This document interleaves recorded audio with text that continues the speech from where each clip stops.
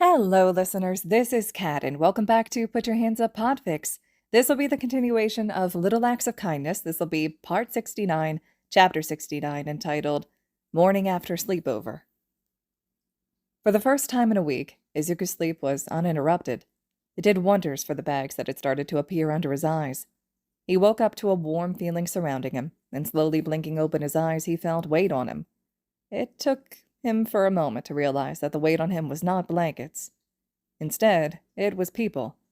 He tensed for a moment, panic seizing his heart before he realized who was lying with him. It was Tokiyami, Monoma, Ida, and Kaminari. They were all in a pile around him. Izuku laid, frozen for a few minutes. He was surrounded by people, kids his own age, and they weren't hurting him. They cared about him. He smiled to himself and relaxed as he drifted off to sleep again. The second time he woke up, it was to murmuring voices. Cracking an eye open, he looked around to see his friend sitting up and talking around him. "Midoriya, good morning," Tokiyami said. "Izuku," he blurted out in a mumble. "What?" Izuku looked between the four boys. He had already decided he would be friends with Ida without fully trusting him. He had broken the bond with Ida, and he trusted that the taller boy wouldn't hurt him. Tokiyami, Monoma, and even Kaminari were also nice, hanging out with him even when he stuttered or couldn't speak. Even when he flinched away from them, they were patient and understanding. "You can call me Izuku, all of you." Monoma and Tokiyami smiled. Even me?" Kaminari questioned with wide eyes as he pointed to himself. Izuku didn't know Kaminari as well as he knew the other three, but there was something intrinsically nice about Kaminari. Yes, if you want." Kaminari beamed, his smile almost seeming to light the room up. Then he paused. Izuku, is there any way for you to not copy my quirk? It has some pretty big downsides, and I don't want you to get hurt using my quirk, no matter how cool it would be if you were able to use it." Izuku nodded. "I've cut the bonds with my classmates, so it would be easier to trust you guys." Dark Shadow appeared. "Are you sure you cut them all? Because I still feel the bond with my sibling." I thought I did. I'm sorry. I'll make sure they're cut now." "Please do not cut our bond," Dark Shadow quickly said. Izuku glanced at the shadow, remembering when the intelligent quirk found him in the vents. "I will admit my request is a bit selfish in not wanting you to break the bond. I would like a sibling, but I do not want you to bond with us just to fulfill my request. So I want to make a promise to you. A promise that we will prove you can trust us, that we will be there for you, that we won't hurt you. Should you need us, we will be there for you." And Dark Shadow and Tokiyami had been around for him. Izuku turned towards Tokiyami. The boy nodded. "We would be honored if you were to bond with us. And if you wish, you may call me Fumikage, or you may give me a nickname." "You can use my first name, or nickname me as well, Izuku, if you want," Kaminari said, giving a thumbs up. "Same goes for me," Monoma added.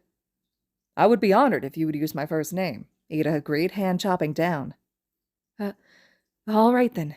Thank you, guys," Izuku said, tearing up as he looked at the boys sitting around him. His friends were sitting around him.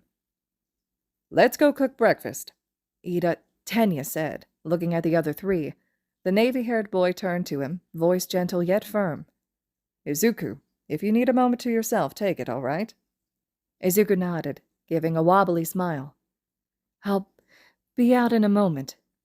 The four smiled. "Can I give you a hug?" Denki questioned. Yes." Denki wrapped his arms around him. "Thank you for letting us be your friends. I promise I'll always be there for you." Izuku hugged the other boy for a moment, before letting him go. "Thank you." Denki smiled with a wave as he headed out of the room after the other boys. The greenette sat there for a moment, stunned that he had just let the boys call him by his first name. That they wanted him to use their first names as well, even using nicknames. But Denki had made a request, and Izuku would fulfill it. He closed his eyes and concentrated on feeling the bonds. Soon he could see the orbs around him, a rainbow of colors, though some of them were completely still, unmoving. These were the ones from the bonds he had already cut. Unlike the bond with someone like Aizawa or Yamada, They were constantly shifting around and moving despite keeping the form of a ball. Even the string attached seemed to pulse and shift back and forth. Izuku looked around and soon found a golden orb that felt like Denki, and it was shifting around. Apparently he had forgotten to break the bond. Focusing on the building connection, he severed the bond. Looking around, he saw a large dark purple orb and saw that it already had a really thin beam forming between it. Looking around again, he saw a shifting orb of icy blue and an orangey red that swirled together. Todoroki's orb. He severed the bond. Then he turned his attention to another shifting orb. It was a pale orb, unlike the vibrant colors of the others, but it constantly shifted, mimicking the colors of other orbs around it, almost like a mirror. It really was fitting for Nato's orb. They were rivals, both with their own quirks that relied on other people's quirks. It wouldn't be fair to Nato if he also copied his quirk. Still, maybe he should ask? Izuku nodded to himself and opened his eyes. He stood up and headed to the kitchen, feeling a bit guilty about leaving his friends to cook breakfast. "Izuku, breakfast is almost ready," Tenya said, smiling. "Yeah, and we were thinking about finishing the Heathers musical, since we all started crashing a bit after it started," Denki said. "Sounds fun," Izuku replied, smiling as he sat down. Looking at Fumikage, he noticed that the bird-headed boy was shuffling a bit, feathers ruffling a bit. Is everything okay, Fumikage?" Izuku asked hesitantly. "Yes, Fumikage hesitated, then nodded to Dark Shadow, who was hovering nearby. The shadow stretched away from Fumikage and towards Izuku's bedroom, returning with a bag. Fumikage grabbed the bag and opened it, pulling out several plastic baggies filled with shiny, colorful beads. I wondered if you wouldn't mind if I placed some decorations in your hair." Izuku beamed. "That sounds like fun." "Yeah, dude, sign me up." "If my rival's doing it, then so will I," Nato declared, grinning. "I suppose it wouldn't hurt," Tenya agreed. "I'll do them while we watch the musical, then," Fumikage said, smiling. Oh, Zuzu," Dark Shadow said, fluttering around a bit. "I almost forgot. You should get a nightlight, like Fumi has. It'll help." Izuku blinked, wondering if this had to do with the bond he had with Fumikage and Dark Shadow. It would make sense. He nodded. "All right, then." "Food's ready now," Tenya called from the kitchen, and like the pack of ravenous teenagers they were, they rushed to the kitchen to get their food. It didn't take long for the boys to finish eating. "All right, let's finish the musical now," Denki cheered, heading over to the fort. Nato went to his laptop, turning it on and then rewinding the musical. "Is starting it from the beginning fine?" "Yeah." "That is fine with me." "Yes." Izuku nodded his own response. Fumikage sat in the back, bags of beads and various other shiny items in his hands. "Please don't look at each other or your own until I am done," Fumikage requested.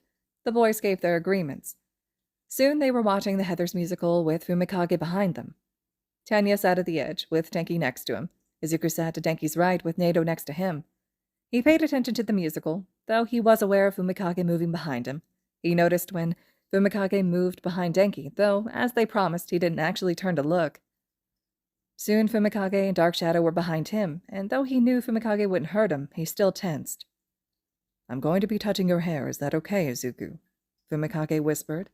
Izuku nodded, mumbling a yes. A moment later, he felt hands in his hair. He wasn't exactly sure what Fumikage was doing, only that he could feel a light weight being added to his hair. Izuku relaxed into it, eyes nearly slipping closed as he enjoyed the hands in his hair. And though he would never say this out loud, while Fumikage's hands were nice, he preferred the hair ruffles Aizawa or Yamada gave him. As the musical started to come to an end, Fumikage moved from him to Nato. It took a few minutes after the musical to end for Fumikage to finish. "All right, I'm done." Instantly, the boys turned to look at each other. Izuku stared. "You guys look so cool," he said earnestly. "You look really cute, Izuku," Denki gushed, stars practically in his eyes. "Ida, Monoma, you two look awesome as well." Tenya had silver beads and ribbons weaved into his hair. It wasn't overly much, but it was enough to make the blue of his hair stand out even more. Denki had black beads and ribbons in his hair, making it look like he had black dyed streaks from a distance. Nato had pale blue beads and ribbon in his hair, which actually blended in quite well, only catching in the light a bit. Izuku pulled out his phone, using the camera to look at his own beads. The other boys were doing the same to look at their own hair decorations. His breath caught for a moment as his hair was streaked in golden beads and ribbons. It looked like he had a crown of gold on his hair. "I love it," he breathed out, beaming at Fumikage, who ducked his head a bit. The 5 boys chatted for a few moments about the beads, but Izuku noticed Fumikage staying a bit more silent. Fumikage? Yes, Izuku. Would you like us to do your head? Fumikage's eyes widened. Yes, if you don't mind. Izuku glanced at the other boys, who quickly offered to help as well, and soon after careful guidance from Fumikage, they were placing beads and feathers among his feathers. They had picked a bright purple color, and after some minor bickering, they had finished giving the feathered boy purple streaks. "We look amazing! We should take a picture!" Denki enthused, beaming. Izuku smiled, and Nato nodded. "I'll take the photo," Dark Shadow offered. "I want you in the photo as well," Izuku said. The sentient quirk smiled. The boys gathered close together, arms wrapping around each other as they got close. Tenya, having the longest arms, held out his phone and took the photo. Tenya sent the photo to them. "Should we send it to the group chat?" he questioned. "Nah, I want to surprise the class with them tomorrow," Denki said. "That is, if it's all right with you, Tokiyami." "I would be honored." The 5 boys spent a few more hours together, and Izuku did have the conversation with Nato in private. Slowly, though, his friends had to leave as their parents picked them up, until Izuku was all alone in the cold, silent apartment. Alone, with nothing but a migraine. He trembled, eyes watering as he stared at his family. His mother and father were bleeding, bodies black and blue, and he could see white coming from his mother's mangled arm, bones sticking out. His baby sister was in the grip of that monster who was touching her, his thumb caressing over her lips. His little sister was as still as a statue, except for the tears running down her cheeks and dripping onto the floor below. With one hand on his sister, the other held a knife. A long forked tongue poked out, flickering in the air as the man smiled, fangs glinting as he turned away from his sister, looking at him with slitted yellow eyes. "If you don't want your family to be hurt any further, you would do well to provide me with pictures of my Izuku. I'm sure you'd hate for anything to happen to your little sugar cane, after all." He didn't want to give this man pictures, but his family was at risk. He had to protect his family. His eyes squeezed shut as his fist clenched, and he whispered the damning words. "I'll do it. Please forgive me, Midoriya." All right, listeners, this concludes Chapter 69 of Little Acts of Kindness. Chapter 70 will be up next. Personally, I thought this chapter was really well written, especially for the fact that once they established they want to start using first names and even nicknames, Izuku still mentally struggles with it. And so the constant reverting back to their last name and then back to first names, it's just, I thought the author wrote that out really well to show the struggle with trying to get them to first names. So I thought it was really cool how they did that. And I thought in general, the chapter was pretty, for the most part, until the end there, very uplifting and very positive. So I'm eager to hear what you all thought about this chapter as well. Again, Chapter 70 will be up next. And as always, thank you all so much for listening.